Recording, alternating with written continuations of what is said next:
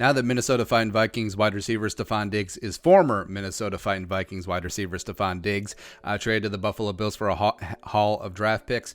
The question is, how are Vikings fans going to remember the 5 years that Stefon Diggs spent in purple? Now, I know recency bias in the heat of the moment. We're like, F that guy. We didn't need him anyway. All that other stuff.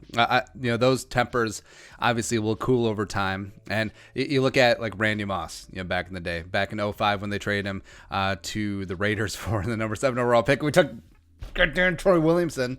Yeah, but then remember, like Moss for a while was persona non grata, and then all of a sudden, 2010, get you 84 jerseys out. I'm back home. Maybe Stefon Diggs come back. I don't really know. Or even Percy Harvin. Yeah, we have no intention of trading Percy Harvin at this time. Then they trade him to the Seahawks, and now we remember Percy fondly. Like Percy was one of the most unique talents to ever grace the National Football League. So with Diggs, I don't know. Just taking a step back, it's clear that he was forcing his way out. It's clear that he was unhappy. Now, could be blame on both sides there. It's really easy to pile on Diggs, but maybe there is some fault with the organization as well. But overall, the way that it ended, I'm relatively happy. Like I think that the draft pick haul, the first, the fifth, the sixth, and the future fourth, it's way more than Houston got for Nuke. And Nuke was in a much better contract situation, as well as, frankly, he's a lot better wide receiver than Stefon Diggs. So that's just amazing.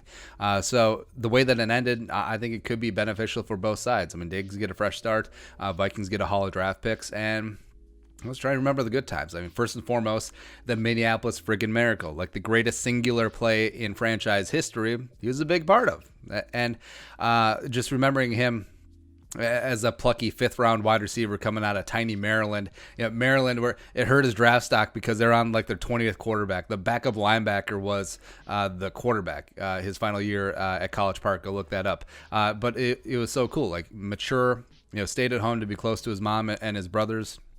And it was great. And just watching him preseason early on his rookie year, ran silky smooth routes, just could always get open, was great at contested catches despite being 6 foot and a $190 soaking wet. 20 wide receivers taken ahead of him. 20 in that draft. It's pretty amazing. And also, remember, he was inactive the first 3 games. I don't know why. And then the fourth game at Denver, him and Teddy just went to work, put on a clinic, put Aqib Talib on skates back when Aqib Talib was one of the best cornerbacks in the league. And it was like, oh, this is a nice little coming out party. This is Stefon Diggs' time. And just that full Hollywood infectious smile.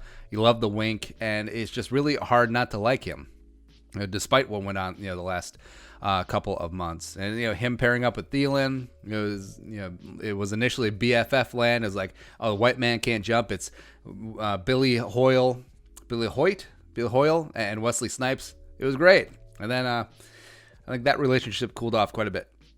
Usually when money gets involved, when it's rough. I mean, the last couple of months, it really does taint, Diggs' legacy in the eyes of a lot of Vikings fans. $200,000 for missing meetings and practices, just basically not showing up to work like deuces. Like, my time is more important than the team's. Also, the social media crypticness and the passive aggressiveness is like, oh, this Arizona Cardinal shirt is the only shirt I could find at this multi-million-dollar training complex in Atlanta. I mean, that is it.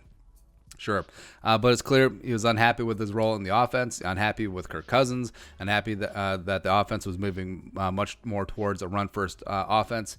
So whatever. I mean, at this point, he just did not fit in with the locker room, the culture that the Vikings had cultivated and they've established. A team, a locker room full of team-first guys, and generally guys who take less to stay together besides Kirk Cousins. But, and it is what it is at this point. I think sometimes relationships, no matter how good they were, sometimes they do just run their course. And sometimes it's harmful to both sides just to try and keep it together, stay together for the kids, as it were. But I mean, a lot like your ex, you can remember the good times fondly, without ignoring the bad and learning from them. And I think that's what the Vikings fans could and should do with Stefon Diggs. I think that the fact that both sides do get a fresh start, Vikings do get a very nice draft pick haul, gives them a lot of flexibility with whatever they want to do in this upcoming draft, whether they want to take a replacement receiver, whether they want to maneuver for one of the top 5 tackles.